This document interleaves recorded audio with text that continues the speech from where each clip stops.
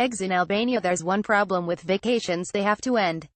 And like suntans, the memories fade too fast. But food is one way to bring the holiday home with you. In June this year, I spent 3 weeks of long, lazy summer days in Europe, but eventually I had to return to Melbourne in all its grey, midwinter gloom. I swapped open-air cafes, beaches, and waterfalls for an open-plan office with harsh lighting and stuffy heating. The unexpected highlight of this trip was Albania. The history, people, cafes, mountains, and of course the food. Sweet juicy tomatoes, crisp green cucumbers, and heart-stopping black coffee, exactly the way I like it. After days of planes, trains, and furgons, I stopped in Himyr on the Albanian Riviera for 3 days of reading on white pebble beaches alongside the refreshing, clear Aegean waters.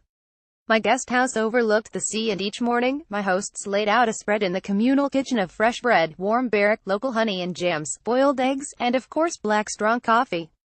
But no matter how glorious the crisp golden pastry of the barrack looked and smelled, it wasn't worth the belly aches.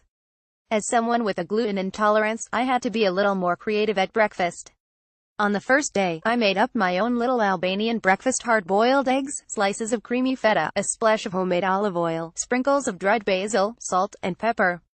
It was a winner, the right mix of salty, creamy, and aromatic, and I ate my concoction every morning on the patio, under the vine-covered pergola, gazing over the sea, never wanting to go home again.